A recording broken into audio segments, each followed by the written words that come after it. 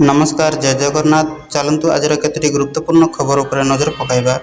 Video को like share subscribe करंतु जहाँफल जब भी मो चैनल माध्यम आपण मैंने सर्वप्रथम देखिपारे। चलतु डेरी नक खबर उपर नजर पकाइबा। बंगोपसागर में लघुचाप 26 और 27 तारिख प्रबल वर्षा। दक्षिण पूर्व बंगोपसागर में सृष्टि होइछि घूर्णिबलय। यह आसंता काली 23 तारिख में लघुचाप परिणत हेब। प्रभाव में दक्षिण भारतर किछि राज्य अति प्रबल वर्षा हेब।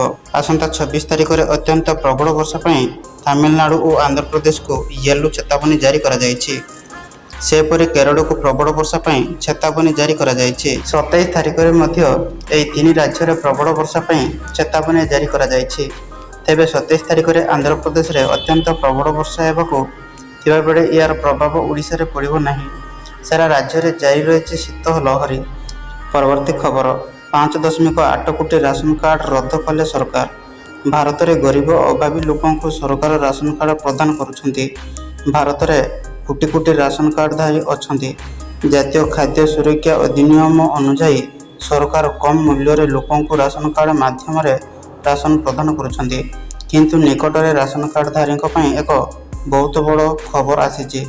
भारत सरकार प्राय 5.8 कोटी राशन कार्ड रद्द करिसेंती। क्यों कारण सरकार यह राशन कार्ड रद्द करिसेंती?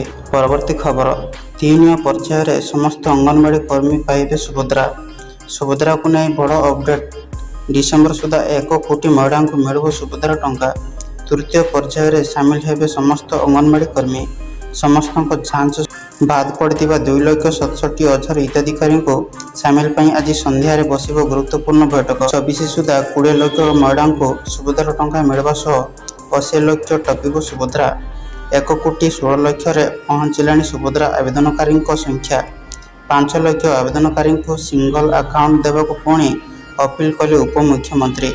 गोटे मोबाइल नंबर सह एकाधिक अकाउंट लिंक कराउथिबा सूचना। तृतीय पर्याय सुभद्रा समस्त अंगनवाड़ी कर्मी उपकृत हेबे। परवर्ती खबर आसंता 23 रे मंत्री परिषद बैठक।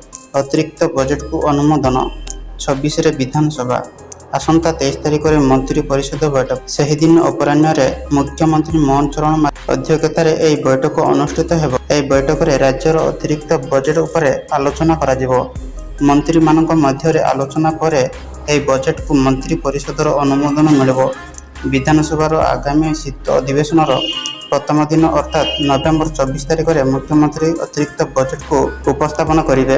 ता 5 तारिख में गृहीत हेब बोली सूचना मिली।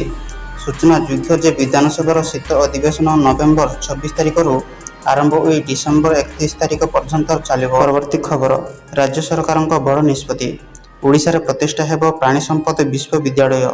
ओडिशा रे प्राणी संपद विश्वविद्यालय प्रतिष्ठा कराजिबा नै राज्य सरकार निष्पत्ति नैछंती बोली मत्स्य और प्राणी संपद मंत्री गोकुलानंद मल्लिक कहिसंती। संबलपुर ठारे 100 एकर जमी रे एक्वा पार्क प्रतिष्ठा कराजिबो बोली भुवनेश्वर ठारे आयोजित विश्व मत्स्य दिवस पालन अवसर में मंत्री मल्लिक कहिसंती। मधुर माछ उत्पादन रे देश रे ओडिशा चतुर्थ स्थान रे रहिछि। आत्मनिर्भर होई पारिछि। आगामी 3 वर्ष रे मधुर माछ रप्तानी वृद्धि पाई सरकार मत्स्यचाषी मानक प्रोत्साहन जोगाई देबे बोली मल्लिक कहिसंती। परवर्ती खबर नौसेना दिवस पई पुरी रे कटकणा। उड़ीबनी ड्रोन पड़ीबनी ओडिया। आगामी डिसेम्बर 4 तारिख में पुरी राजभवन निकटस्थ बुप्लाग बीच बेड़ाभूमि ठारे नौसेना दिवस बा नाभाल डे पालित हेब। एते नौसेनार विविध कार्यक्रम प्रदर्शन सह वित्ताकर्षक एयर शो कार्यक्रम मध्य अनुष्ठित हेब। जल जहाज माध्यम रे और आकाश मार्ग रे दुस्साहसिक कौशल प्रदर्शन करा।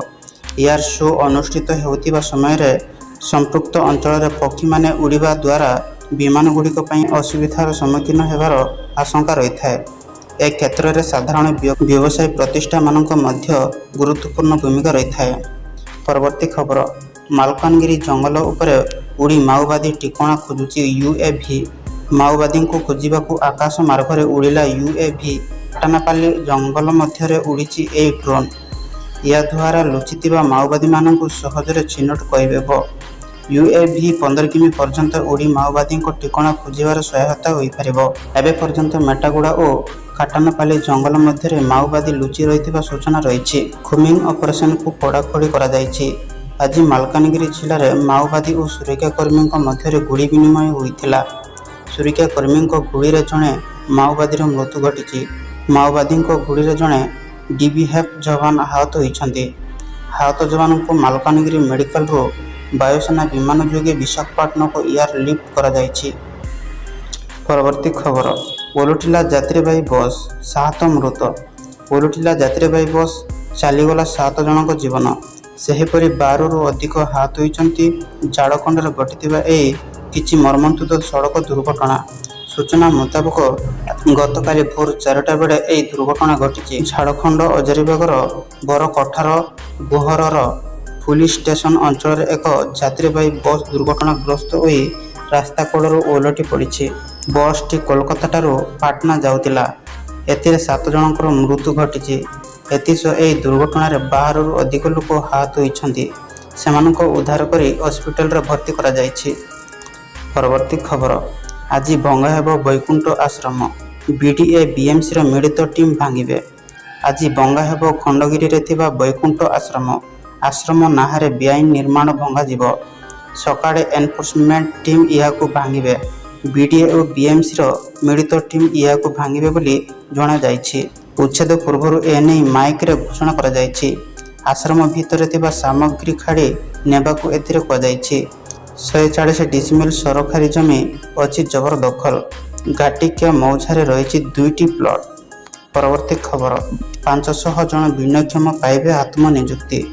ରାଜ୍ୟ ସରକାର ଭିନ୍ନକ୍ଷମମାନଙ୍କୁ ଆତ୍ମନିର୍ଭରଶୀଳ କରିବା ନିମନ୍ତେ 30 ଗୋଟି ଜିଲ୍ଲାର ଭିନ୍ନକ୍ଷମମାନଙ୍କୁ ସମ୍ବଲପୁରଠାରେ ପ୍ରଦାନ କରାଯିବାର ବ୍ୟବସ୍ଥା କରାଯାଇଛି। ସୂଚନା ଅନୁଯାୟୀ ଉକ୍ତ ବିତରଣ ଉତ୍ସବ ମୁଖ୍ୟମନ୍ତ୍ରୀ ମୋହନ ଚରଣ ମାଝୀ, ଓଡ଼ିଶା ସ୍ଥାନୀୟ ଜନପ୍ରତିନିଧି, ଭିନ୍ନକ୍ଷମ ସଶକ୍ତିକରଣ ବିଭାଗର ମନ୍ତ୍ରୀ ଓ ବିଭାଗୀୟ ଉଚ୍ଚ ପଦାଧିକାରୀମାନଙ୍କର ଉପସ୍ଥିତିରେ ଆୟୋଜନ କରାଯିବ।